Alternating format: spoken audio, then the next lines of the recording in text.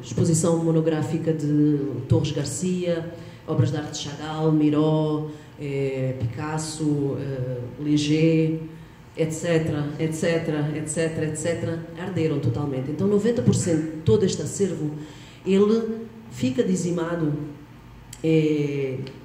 por um violento incêndio e a partir daí toda a história da arte ela tem que começar a ser reposta com doações, campanhas de angariação de obras de arte, estratégias de captação de obras de arte através de embaixadas, e nunca mais este trauma, não é? Que eu acho que a história da arte do Brasil ela tem, e principalmente do Rio de Janeiro, ela tem aí uns traumas assim de incêndios inexplicáveis e que nunca essa história foi devidamente contada. E a partir daí o museu ele tenta refazer esse acervo, mas obviamente mudando a sua perspectiva. A partir daí a coleção ela é muito mais brasileira. Aqui algumas imagens, mas aquilo que eu queria fazer só um pouco o enfoque é esta ideia de que ainda que hoje em dia tenhamos um acervo de cerca de 16 mil obras e muitas delas, algumas, poucas, ainda pertencentes, ainda sobreviventes deste incêndio, uma das características do museu é a ideia de que certos capítulos da história da arte brasileira, eles ocorreram no museu, nomeadamente, aqui eu só trouxe 2 exemplos, mas o Corpo-Obra de António Manuel, a exposição de Lígia Clark, Hélio Oiticica e os Parangolés. Então, certos capítulos da história da arte brasileira, eles também se escrevem através da instituição. Quando nós falávamos nessa ideia de temporalidade, e eu te trazia aqui essa ideia de temporalidade da instituição, um pouco para fazer linkar com esta longa duração que as instituições também nos ajudam a entender através da história da arte. Aqui é uma imagem dos Domingos da Criação, que já é um momento, dos anos 70, um momento mais experimental. E estas são algumas dos highlights da coleção. E eu trouxe aqui só 2 obras que sobreviveram. Aqui embaixo o Pollock e no outro lado o Brancusi. Trago-vos agora alguns projetos, e aí são projetos que têm sido desenvolvidos nos últimos tempos, já no tempo em que eu tenho estado lá, desde há 5 anos, e trago-vos 3 projetos para falar. Esta é uma exposição que realizamos este ano, do Damiano Ortega, que é uma exposição que fala sobre o património de objetos que nós pomos no mundo. Tem uma frase que eu gosto muito do artista conceitual, que ele fala: o mundo já está tão cheio de objetos, porque é que nós ainda continuamos a colocar objetos no mundo? Mas este foi um projeto interessante porque ele pegou nos isopores de carnaval, nos barracões das escolas de samba do Rio de Janeiro, e o Damiano Ortega é um artista mexicano e veio para cá. Ele já tinha estado no Rio de Janeiro por várias vezes e se interessou muito por esse trabalho, que é um trabalho que fica sendo muito pouco reconhecido dos mestres, dos artistas de escolas de samba.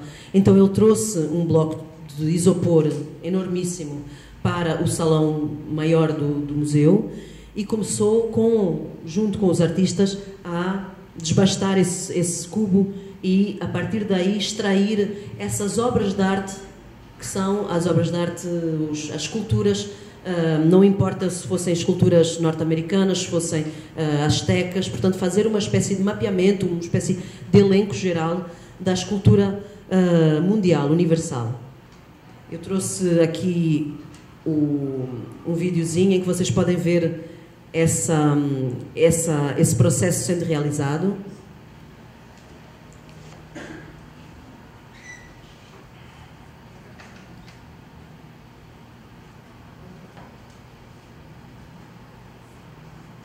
Não tem som?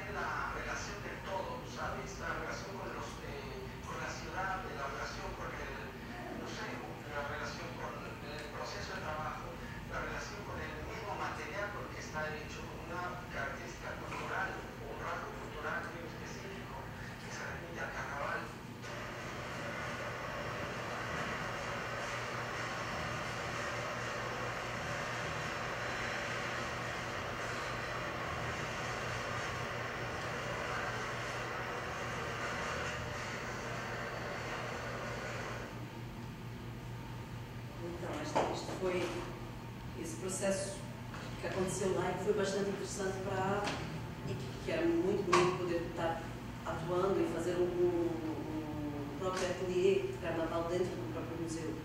E a cada dia esse cubo, que é um cubo branco e tem aí uma simbologia também do cubo branco dentro do próprio museu, ele sendo desbastado e se tornando esculturas réplicas de esculturas desde o Jeff Koons até o Giacometti, até o Henry Moore, até as esculturas Azteca. Vou-vos falar também de um outro projeto,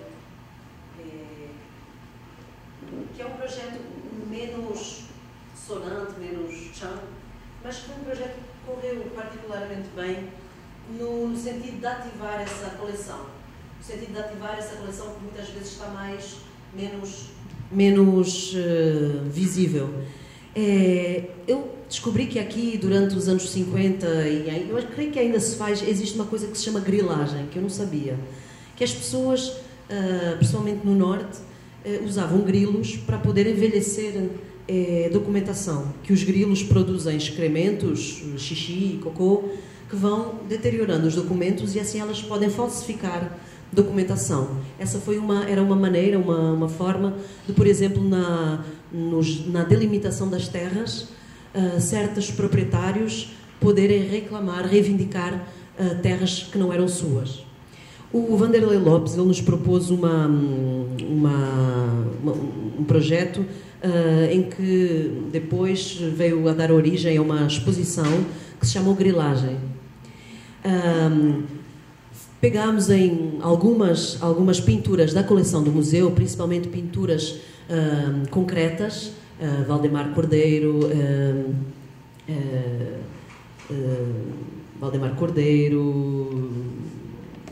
Saciloto, aí tinha também tinha Aloísio, eu penso que também tinha a Elígia Pape, a família, não sei se deixou, não, Elígia claro que não deixou.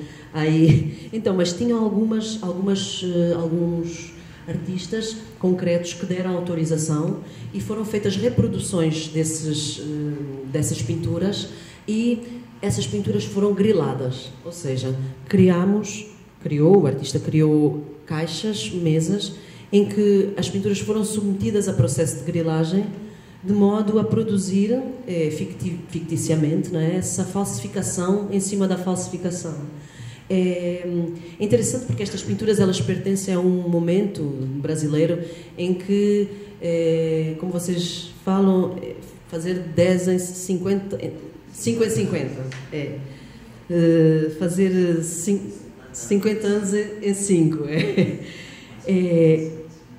Então havia aqui esta ideia, por um lado, de falsificação também deste momento da história da arte brasileira, como se aquilo também se pudesse tratar de uma farsa e também esse momento de aspiração ou desenvolvimento ele também tivesse todo esse viés, que é um viés falido, um viés corroborado, um viés furado. Então, através deste projeto da grilagem, foram submetidas estas pinturas a esse processo e no final desse momento elas foram colocadas, já bem deterioradas, na exposição principal, portanto na exposição da coleção que normalmente lá no terceiro andar a gente conta a história que se chama Genealogias do Contemporâneo e que tem uma parte, que é a parte do capítulo, que se chama Respirações Geométricas. E aí elas foram colocadas, essas grilagens foram colocadas junto às outras obras originais. O que é muito interessante é que muitas pessoas passavam pela coleção permanente e elas não se davam conta que estas pinturas não eram as pinturas verdadeiras. Então criava às vezes uma certa situação, uma situação um pouco insólita dessa relação entre o projeto do próprio Vanderlei, que propunha essa grilagem lá em cima na exposição principal. Então era uma forma de ativação também por via desse projeto específico, dessa exposição temporária. Vou mostrar muito rápido também um outro projeto que fiz lá no museu, em que a ideia foi trazer não só obras de arte, mas também muita documentação. O MAN como vos disse, nesse tempo longo da instituição, ele tem um centro de documentação rico do ponto de vista da produção de documentos das exposições antigas. Então, Opinião 65, Salão Bússola, Grupo Frente, Domingos da Criação,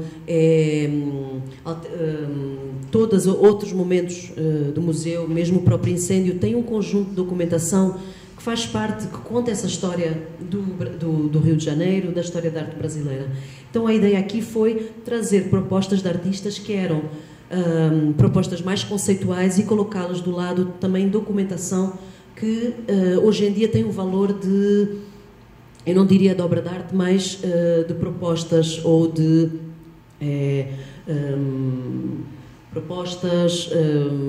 elaborações, artistas que fizeram às vezes descritivos de obras, modos de usar a obra, instruções, jogos, e muitas vezes esse tipo de documentação ela não tem um lugar fixo na instituição, ela não entra como obra, entra como documentação. Por exemplo, nós hoje temos o arquivo todo da Márcia X, que era uma performance, e o arquivo ele está dividido entre obra e documentação. Então, no próprio museu, muitas vezes nós nos deparamos com dificuldades entre como encaixar certos tipos, certas naturezas. Então, esta exposição, ela trazia essa natureza, ela tinha essa característica de colocar lado a lado toda essa documentação e todas essas obras que tinham esse viés mais conceitual entre os anos 60 e já obras mais recentes, mas que todas elas unia essa linha que era o documento, ou o livro de artista, ou o jogo, ou a instrução. Ou o contrato, por exemplo, aqui como o caso da obra do Márcio Galã. E, finalmente, para terminar, trago-vos a última exposição que realizei no MAN e que é algo que me importa a mim, que é como tratar de questões brasileiras a partir de pontos de vista que não são brasileiros, que são estrangeiros. Eu creio que existem algumas questões, até mesmo tão brasileiras como a passagem do concreto para o neoconcreto, a questão da mestiçagem, a questão da antropofagia, a questão do contrapensamento selvagem, muitas questões que eu acho que são interessantes de abordar com pontos de vista de artistas estrangeiros ou de artistas estrangeiros estando aqui, por exemplo.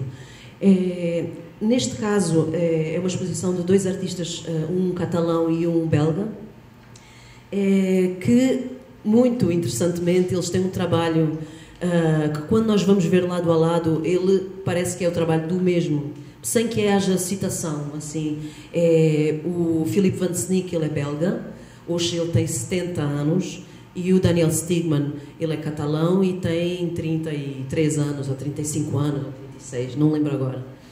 E é curioso que eles têm o mesmo tipo de questões. E as questões que eles têm no seu próprio trabalho, como processo, tempo, dualismo, sujeito-natureza, são também questões que a arte brasileira se coloca, principalmente essa relação entre cultura e natureza.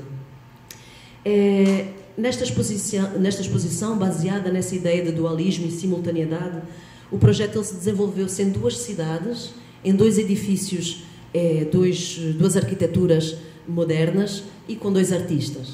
Então, ele foi realizado no MAN do Rio e na Casa Modernista em São Paulo, e ocorria ao mesmo tempo. Ela partia de uma ideia de mesa de trabalho.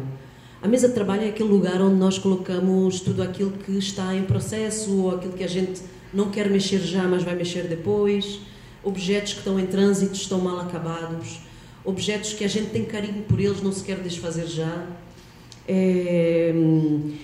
Então, baseado nessa ideia de mesa de trabalho e também numa pintura do Philippe, que é uma pintura tridimensional, uma pintura que tem uma certa proporção geométrica, que usa cores numa forma matemática, através de um princípio matemático, houve uma tridimensionalização da pintura para o espaço. Então, não só o visitante ele podia ver mesas de trabalho dos dois, mas também podia andar dentro da pintura. Então, essa experiência nós trouxemos para o MAN.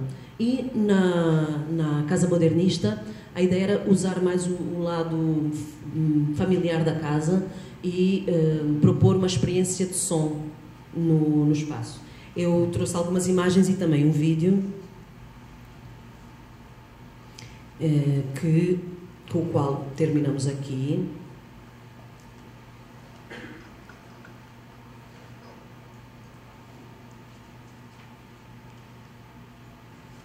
Ups, tá aqui.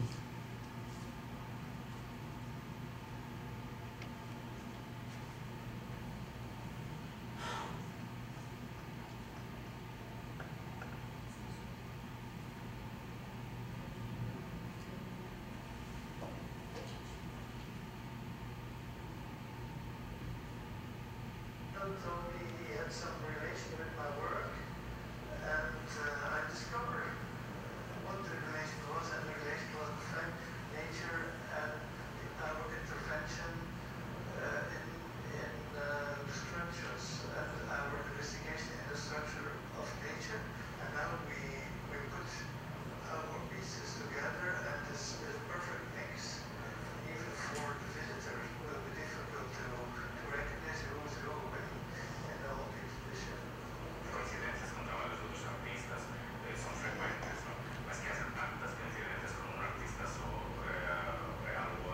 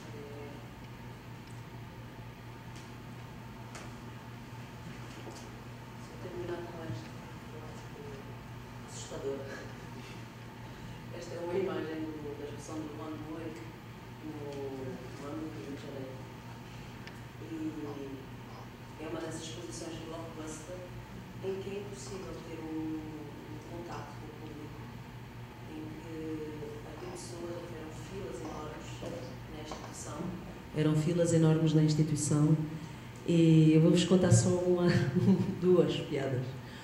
Uma, as pessoas passavam por lá, viam as filas e perguntavam se ali era o aeroporto. Segundo, houve uma pessoa um dia que entrou e vocês estão vendo ali uma galinha, não é? Uma galinha pendurada. Correu e agarrou na galinha e ficou agarrada à galinha. Então, só para terminar aqui, estamos pensando nessa ideia de tempo, continuidade, fazendo o paralelo, né, com este tempo. Deixamos aqui agora para o debate. Tá? Obrigada.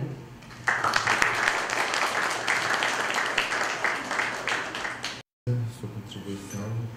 Passo a palavra para o Paulo Miada, agradecendo a presença também. Paulo é curador do Instituto Tomiotaki, em São Paulo, e recentemente curou o 34º Panorama da Arte Atual Brasileira, da Arte Brasileira, do Museu de Arte Moderna de São Paulo, junto com Araci Amaral. Obrigado pela presença. Paulo, passo a palavra para você. Obrigado, Júlio. Obrigado aos colegas que eu tive o prazer de ouvir e ver um pouco aquilo que a gente acompanha pela experiência das exposições, também se revelar um pouco como ritmo de fala e de preocupação. Obrigado ao museu pelo convite e por viabilizar esse encontro. E, sobretudo, obrigado a vocês por já terem se dedicado uma sexta-feira à noite e agora dedicarem um sábado para ouvir curador falar, que é algo que eu particularmente acharia muito desafiador se não tivesse implicado nesse problema.